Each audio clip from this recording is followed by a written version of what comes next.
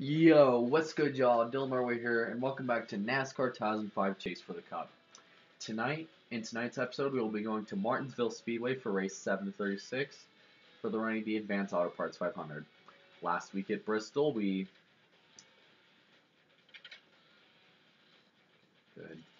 Last week at Bristol, we went back to back, winning Darlington, and this is the first race season that we had a comfortable victory margin to win over. So we jump into a 60-lap race around Martinsville Speedway, one of the oldest tracks in the history of NASCAR, which, recently announced, just is going to add lights.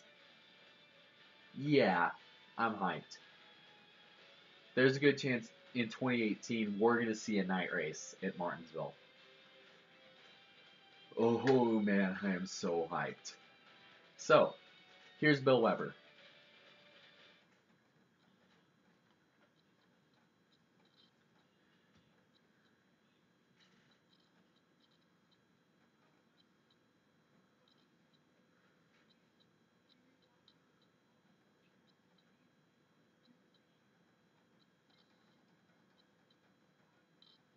In the prestigious history of NASCAR, no short track has a long tradition.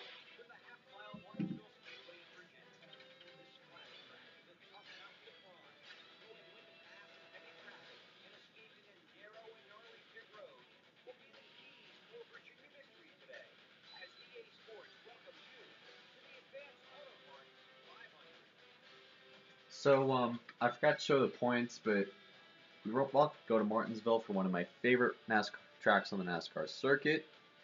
And let's go 2 laps around this place.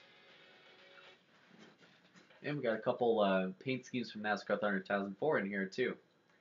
Jeff Gordon probably has his Pepsi car, and I think Bobby Labonte has his Hulk paint scheme. I have the Tony Stewart Spain scheme, as always. It'll probably be for the majority of the race this season.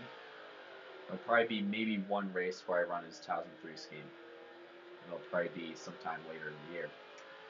Coming to the green flag, here at Martinsville, the bottom is your best friend at Martinsville.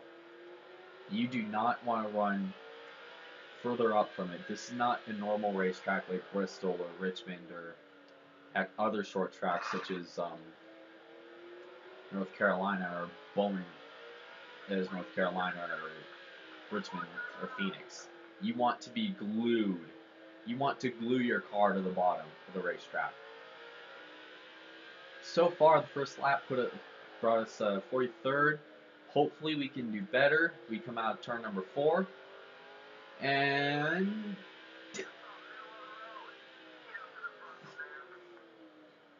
we're gonna start 14th, and we're gonna be trapped on the outside. Oh crap! Track position is key at Martinsville. Being stuck on the outside lane into turn 1 next to your teammate.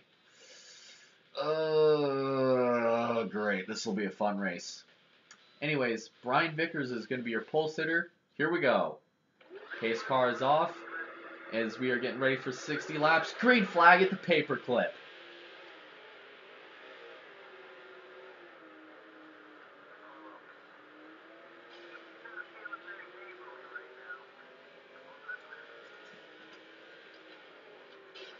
Oh. Out of the way, dingus. People brake check a lot here at Martinsville. Lap number 1 is complete. Brian Vickers in the 25 will lead lap number 1. Is possibly one of the only ways to pass either A, throw the car, hope to God the car sticks on the outside, which is easier said than done. Hopefully Waltrip's going to be smart enough to let me in next time and not try to squeeze me into the wall. The goal here, will obviously start within like the first 4 positions. Oh, we got 4 allies here. We got our teammate, Kevin Harvick. Crap, this should be interesting to get by these guys. Oh god, I gotta stuff it in real deep. 4 laps in, and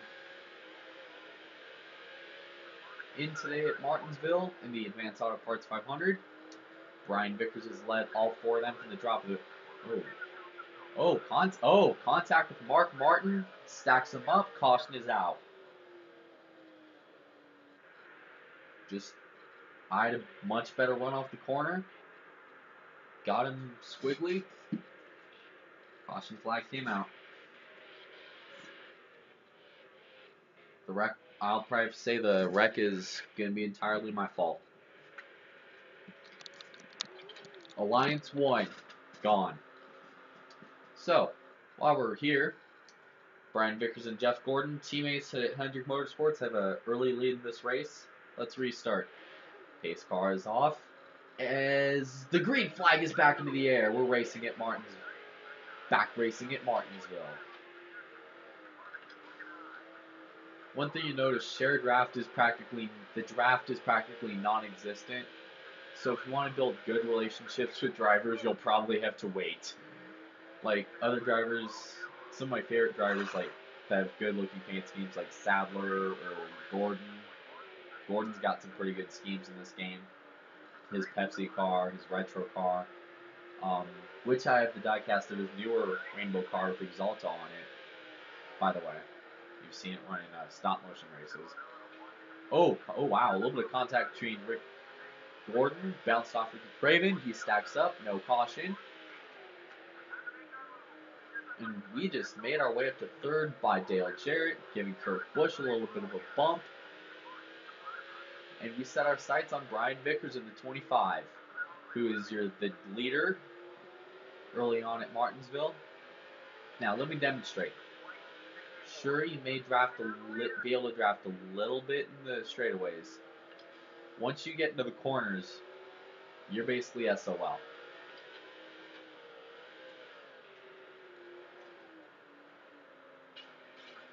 Oh, a bit of contact moving him rooting Vickers out of the way. Tony Stewart's no stranger to being aggressive. He's got no problems moving people out of the way at short tracks. And here comes Kurt Busch bouncing off him. Everything is clean. We're going to dive it in deep on Brian Vickers, and we're going to take the top spot. New leader in the Advanced Auto Parts 500. Give the lead to Tony Stewart.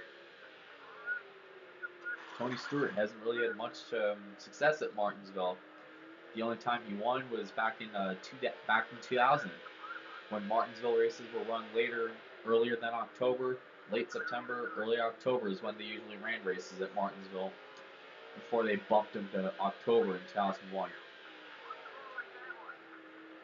It looks like Vickers is going to try to get to his bumper. Could he do the same? Do to Tony what Tony did to him? Tony's going to have to get away from Vickers here. It looks like Kurt Busch may be trying to trap the 25 on the outside lane, but Vickers gets just a better run off the corner, slides right in. Kurt Busch also slides right in. So it's 1, 2, 3, 4, single file. And one thing you notice in short tracks like this in Bristol, it can be pretty easy to catch the tail end of the field, but be careful, buddy. Once you catch the tail of the field, it's going to be pretty difficult from 05 onward to negotiate your way through traffic, especially at a tight, compact, short track like Martinsville. It's very difficult, and you don't want to be a total D-bag and just root a lap car out of the way, or this early in the race. 5 to go. If driver A is in lap traffic and driver B is coming, he'll do anything he can to distance himself, and Brian Vickers has just cleared the lead and drove by Tony Stewart like he wasn't there. New leader at Martinsville, but Stewart fights back in the inside lane. Can he make it stick? Yes, he does. New leader at Martinsville. So, I'm recording this will go up tonight's Prospect Ridge homecoming dance. I asked earlier today on my Snapchat, anybody who does not have a date, who's going? Because I might meet up with you guys and just hang out and cut loose tonight, Because that's the way I look at dances, not ask your nearest date so everybody that you know and love, Oh, look, Dylan's dancing with the girl. I totally ship that. While I'm just, oh wow, Vickers straight savage trying to bump somebody out of the way. Here in turn one, stacks up Kurt Busch. Everybody is clean, and now Stewart's able to gap the field. Brian Vickers, man. Brian Vickers may have probably just interrupted the weirdest speech I was about to give. So, story last year of why I'm totally wary about bringing dates to dances. I was gonna go to homecoming. It's my first homecoming, so I'm nervous as dog shit. Um, I go there. I meet up with some of my friends, and next thing you know, this girl shows up.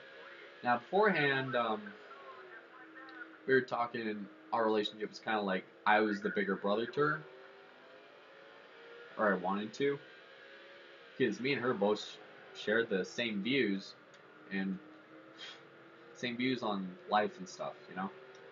Um, Next thing we got to talking, she left to go meet up with her friends. Next thing you know, my buddy Brandon's like, hmm. My boy Brandon's just like, I think we see a relationship brewing. And being the little naive little punk I was, I'm just like, yo, what? What? Are you out of your mind, dude? She's a good friend of mine, but no. How about no? Just like Dr. Evil on Austin Powers. How about no? So we're going through the night, just chilling and just, having fun, taking some random ass selfies, you know? And just, you can see them on the 2015 end of year video. We were just taking some weird selfies and pictures and stuff. In fact, I actually have a picture from last year's homecoming in my dresser that I'm trying to show later on in the race.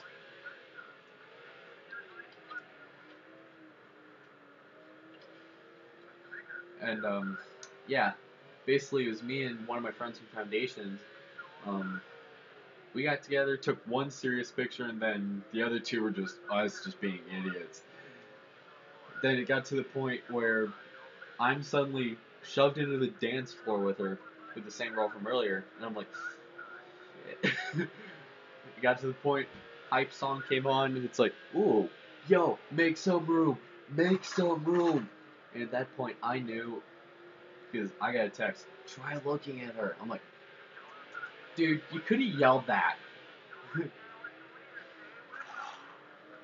You know your buddies are there for you they're when they see you with your supposed love interest, and you're just like, try looking at her. I'm like, yo, you could have told me that. Seriously, I have ears. You could have told me that. That would have been nice.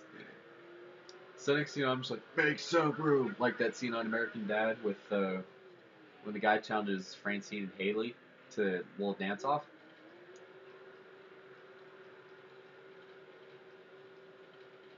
Yeah, it was more like that scene, except there was only one chick involved.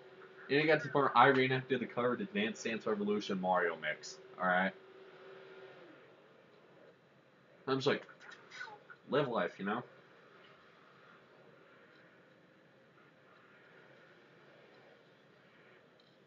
It's just what you gotta do. Doing those situations, just living life. And oh, Casey Mears just went right through me again. And oh, now Ricky Craven enters pit road as I come out. We make a little bit of contact. There's no issue. So back to my story from earlier. We got to the point we left. I was able to just I was able to go dip for a bit and go dip and just be posted up on the side of the wall, the dance wall, the commons wall, and I'm just like, oh man, this is crazy. Out of the blue, here comes my love interest, who apparently has a crush on me. I'm just like, oh howdy, you want me to slow dance with you, right? Yo. So we did. And I had some pretty mixed emotions that night. When we started dancing, it's like, okay. So, I'm standing there. I had mixed emotions. Like, pinch me. Is this a dream? I'm like, oh god. Oh, don't be an idiot. Don't be an idiot. Don't be an idiot. And third emotion. Hey, she's kind of hot. Hey, she's kind of hot. I like this. I like this. She's kind of hot. I like you. We like you. And I just thought, God, the boys at Brighton be proud of who I become. I'm just thinking, God, the boys at Brighton be proud of the man I've become. And now, I get to go to another homecoming dance, more refreshed, and hopefully that my guys' night that I have planned will go to fruition. Because the same thing happened to the spring formal dance, only this time we didn't form a relationship, we just stayed friends. Except this was with a different chick. So it's like, whew, school dances. Watch out because chicks will have crushes on you and you won't know about it. There's usually a good chance.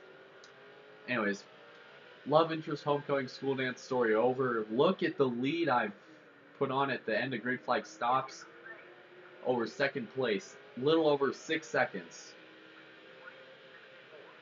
We can get the dive in Dale Earnhardt Jr. Put him a lap down. Now, just interesting to see who's in second right now and just how many cars are in traffic right now. We'd like to remind you that IOP Cup Series fans, they'll be maybe getting a reveal of the schedule for Season 4 in a couple weeks. Once I put together the PowerPoint, this time instead of taking music from Need for Speed Underground and just overlaying it over text in Microsoft Word, I'm actually going to have narration over a slideshow this time.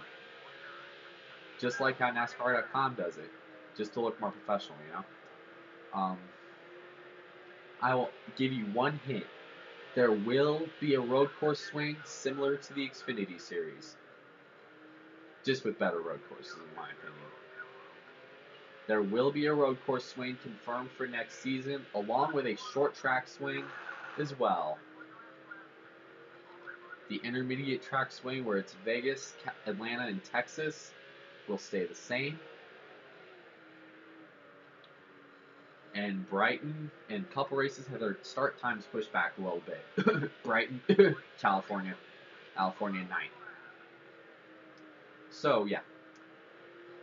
It seems to me like, unlike NASCAR 2004, remember that Let's Play? If you get a good situation where it's just caution free from here to the end, you can get a pretty big gap. As you remember from Season 1, in the second Martinsville race, when I had 2 Martinsville races on the schedule, I had a great lead. I lapped the entire field, for Pete's sake.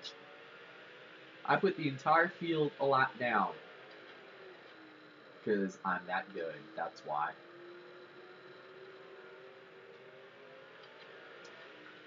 The entire field was put a lap down in that race, and here it's just a case of the second place driver reeling him in. Anyways, with 44 laps complete, Tony Stewart is a 5.9 second lead over second place, and it looks to be closing. You see Casey Mears in front of us, lap traffic, Junior fighting to get his lap back, crossing to the outside in front of Jimmy Johnson. So far, there's been one caution all race, and that was when I got in the Mark Martin incident. And my right front's very worn out, so I gotta nurse it around, but at the same time, tires at this track aren't really a major... Oh, contact. Stewart and Junior get together. Anyways, tires aren't really a major concern at places like this, so... Oh, contact. Johnson around. Into the wall. Second caution is out. We're going to have an interesting restart. Junior to our inside. Green flag back into the air.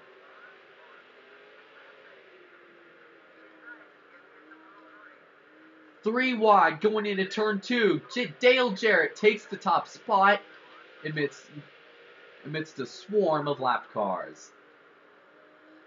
Look at that. Lap driver cars of Joe Nemechek, Dale Jr., Robbie Gordon, Ward Burton. Stewart wants to go. Oh, Burton with contact. 3 wide behind them. Thinking Dale Jarrett may probably want to make his bumper real wide in these next few laps. As Jarrett leads. Stewart is on his back bumper. This is just like Darlington, where it was a late in the race where 2 leaders are within striking distance. What can we see out of these two?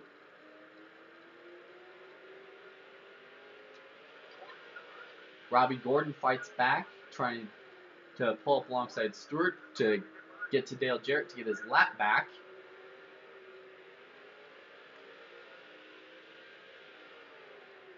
As here we come. Oh, he leaves the gap. Oh, contact between me and Stewart. Everyone's clean.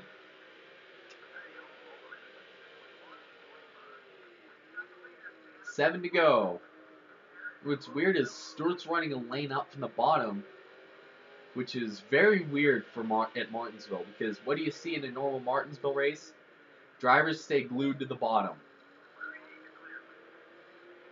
not run a groove up from the apron. Is see Nemechek fighting to get his lap back. He does. A little bit of contact with Jarrett. Everybody stays clear. Now this could be an interesting duel. Side by side again as they go into 3. Stewart gets the lead. Jarrett fights back on the inside. And he may bring...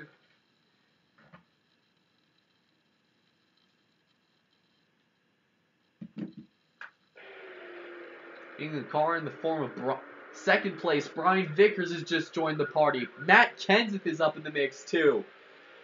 This could get interesting. Vickers looks low. Contact. Vickers to the point. He may probably move him out of the way here. Vickers to lead at Martinsville. 4 to go. Oh, car in the wall. Joe Nemechek. We stay green.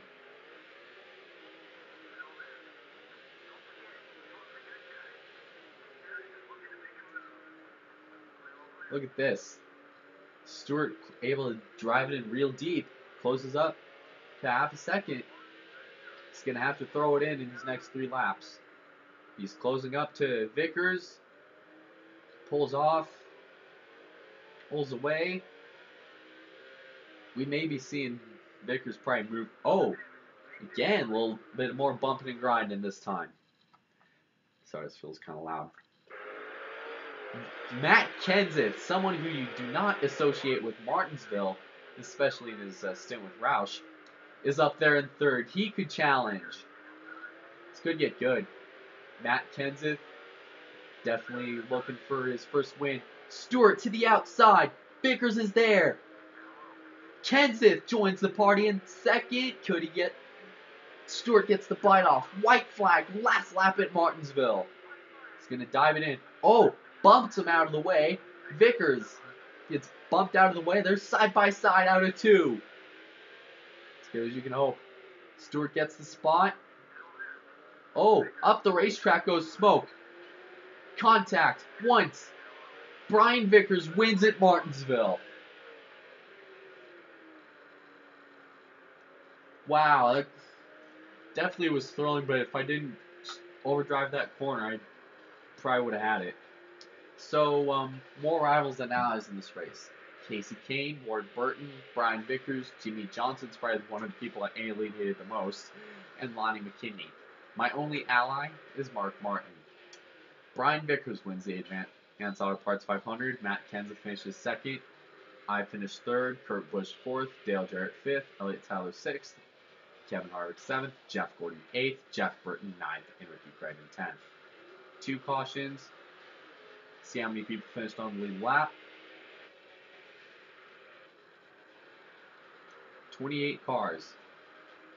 And Jimmy Johnson finished 21st after the contact. Let's see how points shake out.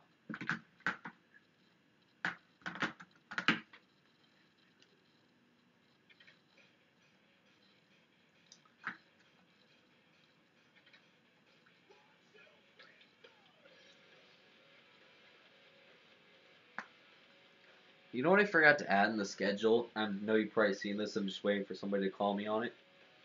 The Auto Club 500. Oh my gosh. Probably because I was so tired making this. I probably just rushed through the schedule assuming that I was thinking California had one race in 2004 when it turns out they had two. And my favorite driver at the time, and well, my childhood idol, Jeff Gordon, won one of them.